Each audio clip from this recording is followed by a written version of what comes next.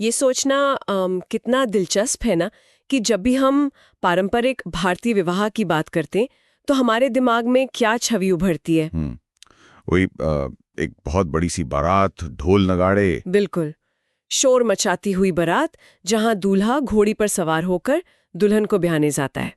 मतलब ये तो एक स्थापित मानक है हमारे समाज का। हाँ, हर जगह यही देखने को मिलता है। लेकिन आज स्रोतों की इस दिलचस्प पड़ताल में हम एक ऐसे ऐतिहासिक तथ्य से टकराने वाले हैं जो इस पूरी तस्वीर को ही उल्टा कर देता है। नहीं कहा। मतलब जरा सोचिए कि क्या हो अगर इतिहास की किसी बहुत ही व्यवहारिक और डरावनी मजबूरी के चलते दुल्हन के परिवार को रातों रात बिना किसी शोर शराबे के दूल्हे के नगर जाना पड़े और फिर यही मजबूरी आगे चलकर एक पूरी संस्कृति की सबसे पवित्र परंपरा बन जाए। ये वाकई हैरान करने वाली बात है, क्योंकि अक्सर जब हम विवाह जैसे उत्सवों को देखते हैं तो हमें लगता है कि ये रस्में हमेशा से सिर्फ खुशी मनाने के लिए ही बनी थी। हाँ बिल्कुल। लेकिन किसी भी संस्कृति के रिवाज ना कभी भी शून्य में नहीं पनपते।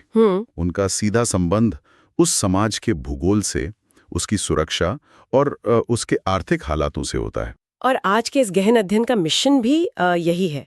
सुनने वालों के लिए आज हम एक बेहद रंगारंग, संगीतमय और गहराई से गूंथी हुई सांस्कृतिक यात्रा पर निकलने वाले हैं। बिल्कुल। आज का विषय है पारंपरिक सिंधी विवाह की रस्में। और मैं बता दूं कि ये कोई साधारण चर्चा नहीं है। हाँ, हमारे पास जो स्रोत है वो बहुत खास है। जी, ये एक बहुत ही भगीरथ प्रयास का परिणाम है। छत्तीसगढ़ के गौरेला पिंडरा रोड के निवासी आदरणीय श्री हेमंत जगत्यानी जी ने एक विस्तृत और अनूठा दस्तावेज संकलित किया है। उन्होंने पिछले 60-65 वर्षों में सिंधी विवाहों में आए बदलावों को बहुत करीब से देखा है और उस पूरे विकासक्रम को कागज पर सहेजा है। और मैं यहाँ जोड़ना चाहूंगा कि हेमंत जगत्यानी जी का ये संकलन सिर्फ रस्मों की कोई उबाऊ सूची या चेकलिस्ट नहीं है। बिल्कुल नहीं। ये इस बात का एक जीवंत प्रमाण है कि एक समाज अपनी जड़ों को कैसे पकड़ कर रखता है। मतलब उन्होंने ये स्पष्ट किया है कि भले ही आज डीजे, इवेंट मैनेजमेंट और डेस्टिनेशन वेडिंग का जमाना आ गया हो। हाँ, आजकल तो यही सब होता है। सही कहा। लेकिन सिंधी समाज में विवाह के जो मूल भाव हैं, जैसे पारिवारिक एकता, अनुशासन और सामाजिक समरसता, वो आज भी कितनी गहराई से रचे बसे हैं। गजब की बात है। और इस दस्तावेज को पढ़ते हुए मुझे जो चीज सबसे ज्यादा मजेदार लगी ना, वो थी इसकी भाषा। ओ हाँ, भाषा तो बहुत ही। मतलब हेमंत जी ने सिंधी भाषा के पारंपरिक शब्दों को देवनागरी लिपि में जिस तरह से लिखा है, वो हम हिंदी भाषियों की जुबान को पूरी तरह से ट्विस्ट करने वाला है। बिल्कुल। मैंने कुछ ऐसे अक्षर देखे हैं जैसे ड के नीचे एक बिंदी और एक आड़ी रेखा, या फिर ज के नीचे एक विशेष चिन्ह। आज इस अध्ययन के दौरान मुझे इन शब्दों को बोलने में आपकी बहुत मदद लगने वाली है। मैं पूरी कोशिश करूंगा। और मुझे यकीन है कि ये भाषाई कसरत बड़ी मजेदार होगी। ये एक बहुत ही दिलचस्प भाषाई अनुभव होने वाला है। असल में सिंधी भाषा में कुछ विशिष्ट ध्वनियां होती हैं जो कंठ और तालु के बहुत ही खास इस्तेमाल से निकलती हैं। अच्छा। और इन्हें देवनागरी लिपि में दर्शाने के लिए इन खास चिन्हों का प्रयोग किया जाता है, जैसे ड, च, ञ। हम इन शब्दों के सही और शुद्ध उच्चारण पर पूरा ध्यान देंगे, क्योंकि किसी भी संस्कृति की आत्मा उसकी भाषा में ही बसती है। बिल्कुल, और उसका सम्मान करना हमारी प्राथमिकता है। तो चलिए बिना किसी देरी के इस रंगारंग उत्सव के ऐतिहासिक पहलुओं में गोता लगाते हैं। चलिए। रस्मों के मंडप तक पहुंचने से पहले हेमंत जगत्यानी जी ने सिंधी समाज की भौगोलिक जड़ों का बहुत ही सुंदर खाका खींचा है। हाँ, वो बहुत जरूरी हिस्सा है। उन्होंने बताया है कि ऐतिहासिक रूप से सिंध 3 मुख्य भौगोलिक हिस्सों में बटा था: सिरो, विचोलो और लाड़ी। तो मेरा सवाल ये है कि महज नदी के किनारों या भौगोलिक सीमाओं का बंटवारा एक पवित्र विवाह परंपरा को कैसे प्रभावित कर सकता है? क्या उत्तर के सिरों क्षेत्र का विवाह दक्षिण के लाड़ी क्षेत्र से बिल्कुल अलग होता था? पूरी तरह से अलग तो नहीं, लेकिन उसमें बहुत ही स्पष्ट बारीकियां और सांस्कृतिक भिन्नताएं आ जाती थी। अच्छा। इसे ऐसे समझिए कि सिंध का जो उत्तरी भाग सिरो था, वहां सिराई की बोली का प्रभाव था और रहन सहन थोड़ा अलग था।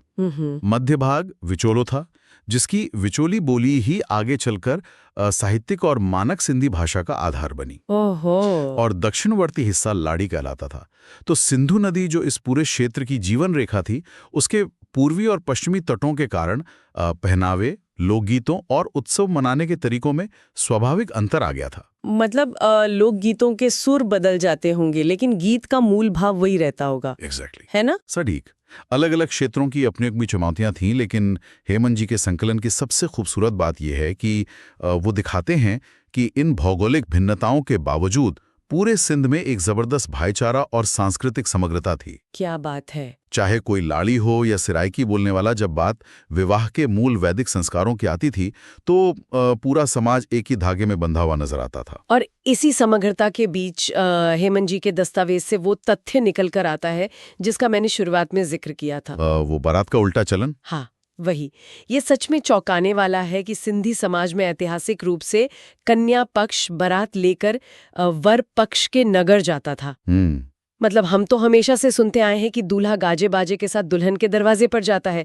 ये उल्टी गंगा क्यों बह रही थी? देखिए, इसके पीछे कोई दार्शनिक कारण नहीं था, बल्कि बहुत ही कठोर और व्यावहारिक कारण थे। अच्छा। हेमंत जगत्यानी जी ने इस ऐतिहासिक मजबूरी के 3 बहुत ही स्पष्ट कारण बताए हैं। पहला और सबसे बड़ा कारण था सुरक्षा। पुराने समय में लंबी यात्राएं घोड़ों, ऊंटों या बैलगाड़ियों पर होती थीं। हाँ, तब तो गाड़ियां नहीं थीं। बिल्कुल। और रास्तों में भयंकर लूटपाट और डकैती का डर बना रहता था।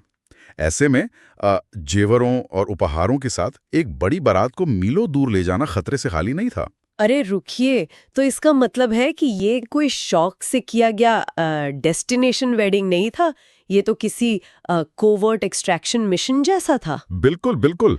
मतलब सबसे कीमती संपत्ति यानी घर की बेटी और उसके साथ जा रहे उपहारों को बिना किसी बड़े शोर शराबे के गुपचुप तरीके से सुरक्षित दूल्हे के नगर पहुंचाना। ये उपमा बहुत ही सटीक है। ये वास्तव में एक सुरक्षित मिशन ही था।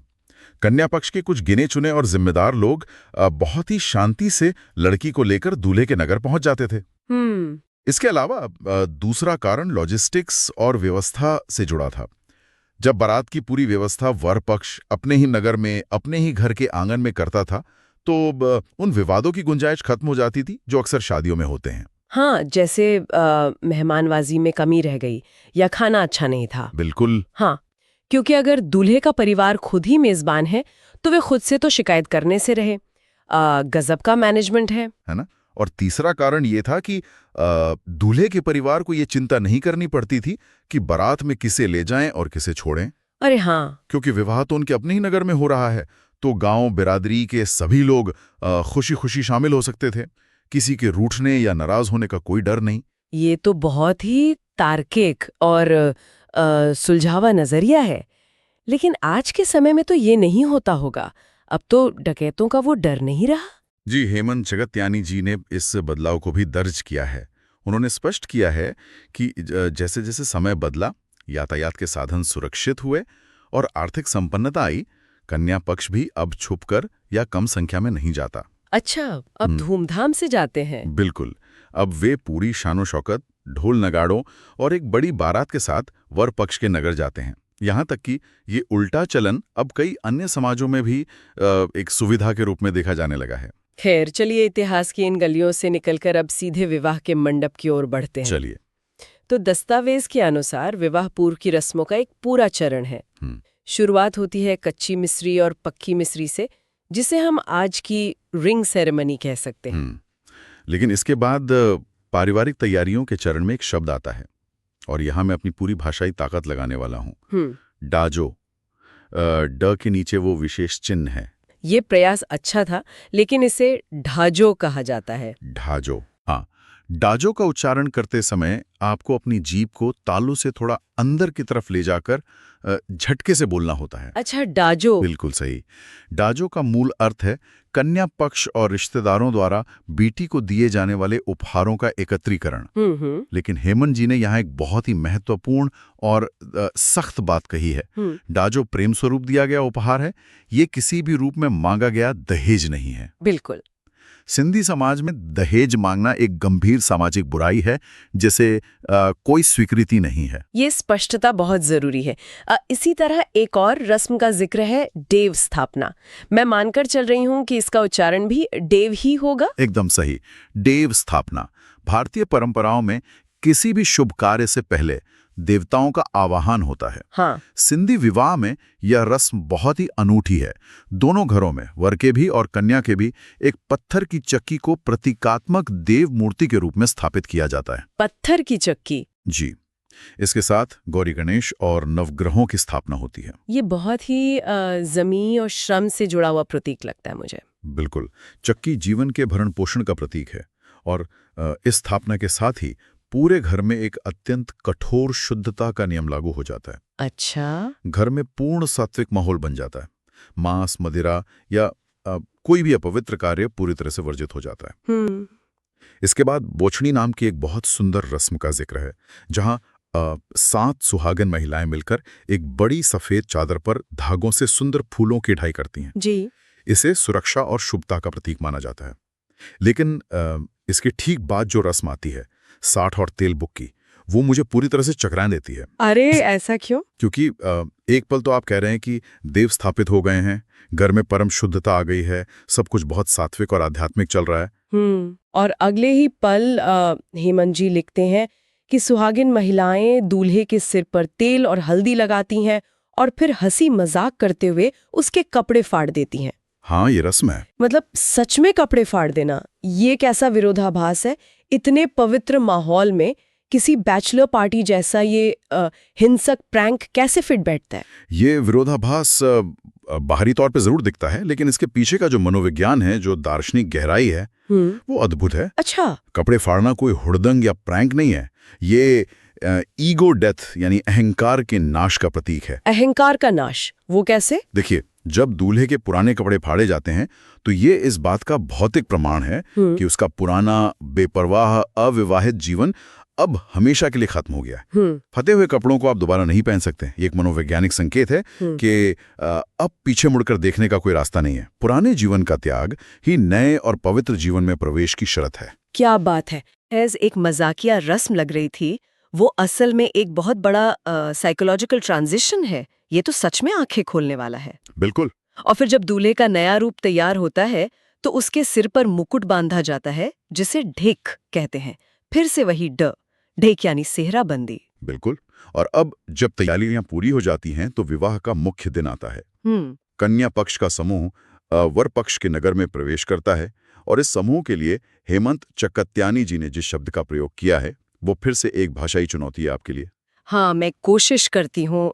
मन्यन, यहाँ य का प्रयोग है जो नाक से बोला जाता है। मन्यन। बहुत उम्दा उच्चारण। शुक्रिया। जब कन्या पक्ष वर पक्ष के नगर में आता है तो उनके समूह को मन्यन कहा जाता है।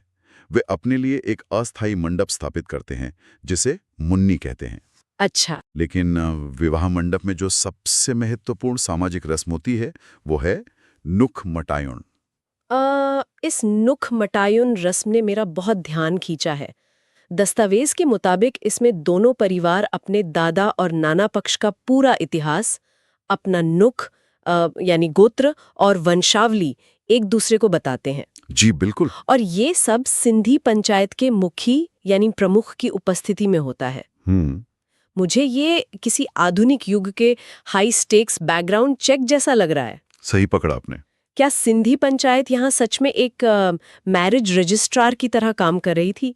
और उन परिवारों के मनोविज्ञान पर क्या असर होता होगा जिन्हें इस पंचायत के सामने खड़े होकर अपनी पूरी वंशावली साबित करनी होती थी? आपने बिल्कुल सही नब्ज पकड़ी है। सिंधी समाज में पूज्य सिंधी पंचायत कोई प्रतीकात्मक चीज नहीं है। ये एक बहुत ही मजबूत और अनुशासित सामाजिक व्यवस्था है। जब दो परिवार जुड़ते हैं तो कोई धोखेबाजी ना हो, गोत्रों का टकराव ना हो, इसके लिए ये सार्वजनिक सत्यापन बहुत जरूरी था। हाँ, पारदर्शिता के लिए। बिल्कुल। ये परिवारों पर एक दबाव तो डालता था, लेकिन ये डर का नहीं बल्कि सम्मान और प्रामाणिकता का दबाव था। पंचायत ये सुनिश्चित करती थी कि विवाह पूरी पारदर्शिता के साथ हो। हेमंत चकत्यानी जी ने इस बात पर विशेष जोर दिया है कि आज भी सिंधी समाज अगर इतना अनुशासित और समरस है तो उसका बड़ा श्रेय इसी पंचायत व्यवस्था को जाता है। ये सच में एक बहुत ही सुलझी हुई और जवाबदेह व्यवस्था है। इसके बाद की रस्में भी गहरी हैं, जैसे पैरे पूजाई। जी, यहाँ पुजाई का प्रयोग है। हाँ, पैरे पूजाई, जहाँ दुल्हन के माता पिता दामाद को भगवान विष्णु का स्वरूप मानकर उसके पैर धोते हैं। और फिर हथियालो, जहाँ दूल्हा दुल्हन के दाहिने हाथों को लाल कपड़े से बांधा जाता है, जो शाश्वत बंधन का प्रतीक है। बिल्कुल। लेकिन अब हम आते हैं उस बिंदु पर जिसने मुझे इस पूरे दस्तावेज में सबसे ज्यादा चौंकाया, फेरे। हाँ, ये एक ऐसा तथ्य है जो अक्सर लोगों को हैरान कर देता है। मतलब हम भारत में कहीं भी चले जाएं, सिनेमा से लेकर असल जीवन तक, हर जगह 7 फेरों की ही बात होती है। 7 जन्मों का बंधन, 7 फेरे। हाँ। लेकिन हेमंत जी लिखते हैं कि पारंपरिक सिंधी विवाह में केवल 4 फेरे होते थे, सिर्फ 4। ऐसा क्यों? क्या कुछ छूट गया था? कुछ छूटा नहीं था, बल्कि ये वैदिक ज्ञान का सबसे शुद्ध रूप था, जिसे हेमंत जगत्यानी जी ने दर्ज किया है। अच्छा। हिंदू दर्शन में मानव जीवन के 4 मुख्य पुरुषार्थ या लक्ष्य माने गए हैं: धर्म, अर्थ, काम और मोक्ष। सिंधी समाज के ये 4 फेरे इन्हीं 4 स्तंभों का प्रतीक हैं। हर फेरा एक जिम्मेदारी को दर्शाता है। ये तो बहुत ही तार्किक लगता है, लेकिन दस्तावेज में एक और दिलचस्प बात है कि इन 4 फेरों में से पहले 3 फेरे दुल्हन आगे रहकर लेती है और केवल अंतिम फेरा दूल्हा आगे रहकर लेता है। हाँ। इसके पीछे क्या विज्ञान या दर्शन है? इसके पीछे का दर्शन बहुत गहरा है और ये महिलाओं के प्रति समाज के नजरिए को भी दिखाता है। पहले 3 फेरे, धर्म, अर्थ और काम, ये गृहस्थ जीवन का आधार हैं। घर के संस्कार यानी धर्म, घर की आर्थिक समृद्धि यानी अर्थ और पारिवारिक प्रेम यानी काम। इन तीनों ही मोर्चों पर स्त्री को पुरुष से अधिक मजबूत, समझदार और परिवार की धुरी माना गया है। इसलिए दुल्हन इन 3 फेरों में नेतृत्व करती है। अरे वाह! ये तो उस पितृसत्तात्मक सोच को पूरी तरह से पलट देता है, जहां माना जाता है कि पुरुष ही हमेशा नेतृत्व करेगा। बिल्कुल। और जो चौथा फेरा है, मोक्ष यानी आध्यात्मिक मुक्ति, वो दूल्हा आगे रहकर लेता है, जो इस बात का प्रतीक है कि अंतिम आध्यात्मिक यात्रा में वो अपनी पत्नी का मार्गदर्शक बनेगा। ये एक पूर्ण साझेदारी का दर्शन है। गजब का संतुलन है। हाँ, हालांकि हेमंत जी ये भी स्वीकार करते हैं कि समय और देश काल के प्रभाव में अन्य संस्कृतियों के संपर्क में आने के कारण आजकल कई सिंधी शादियों में भी 7 फेरे होने लगे हैं। यह जानना वाकई बहुत नया था कि परंपराएं भी आसपास के माहौल से घुलती मिलती रहती हैं और अपना स्वरूप बदलती हैं। जी। फेरों और विदाई के बाद ये दस्तावेज हमें विवाहोपरांत रस्मों की तरफ ले जाता है। जब नववधू ससुराल पहुंचती है तो दाता रस्म होती है, जहां वो पूरे घर में दूध और जल छिड़कती है।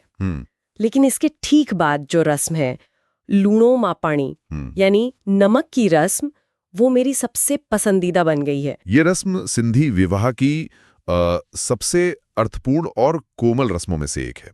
इसमें दुल्हन दूल्हे के हाथों में थोड़ा नमक रखती है और दूल्हे को बिना एक भी दाना गिराए वो नमक वापस दुल्हन के हाथों में देना होता है। अच्छा। ये प्रक्रिया 3 बार होती है और फिर यही रस्म परिवार के अन्य सदस्यों के साथ भी दोहराई जाती है। जब मैंने इसे पढ़ा ना, तो मुझे लगा जैसे ये कॉर्पोरेट दुनिया के किसी ट्रस्ट फॉल एक्सरसाइज का पारंपरिक वर्जन है। अरे हाँ। जहां आप आंख बंद करके गिरते हैं और भरोसा करते हैं कि आपकी टीम आपको पकड़ लेगी। बिल्कुल सही। यहाँ नमक ये संदेश दे रहा है कि जैसे नमक भोजन में बिना अपनी पहचान खोए घुल जाता है और उसका स्वाद बढ़ा देता है, वैसे ही नई दुल्हन को भी इस नए परिवार में घुलना मिलना है। बिल्कुल। और बिना एक दाना गिराए इसका आदान प्रदान करना ये दिखाता है कि ये सामंजस्य बहुत ही सावधानी और भरोसे के साथ होना चाहिए। आपने इसे बहुत ही गहराई से समझा है। नमक जीवन की सबसे बुनियादी और जरूरी चीज है, लेकिन अगर वो सही मात्रा में ना हो तो सब बेस्वाद हो जाता है। बिल्कुल। नववधू का परिवार में प्रवेश भी ऐसा ही होता है। उसे परिवार के हर सदस्य के साथ एक नाजुक संतुलन बनाना होता है और परिवार को भी उसे सावधानी से अपनाना होता है। क्या बात है। इसके बाद गडजानी यानी रिसेप्शन और सतावड़ो यानी मायके से निमंत्रण जैसी रस्में आती हैं। लेकिन दस्तावेज में एक और आयोजन का जिक्र है जो थोड़ा अलग सा लगता है, मजलिस। हेमंत जी बताते हैं कि ये आमिल सिंधी परिवारों में होता है। हाँ, मजलिस एक अरबी शब्द है जिसका अर्थ है सभा या महफिल।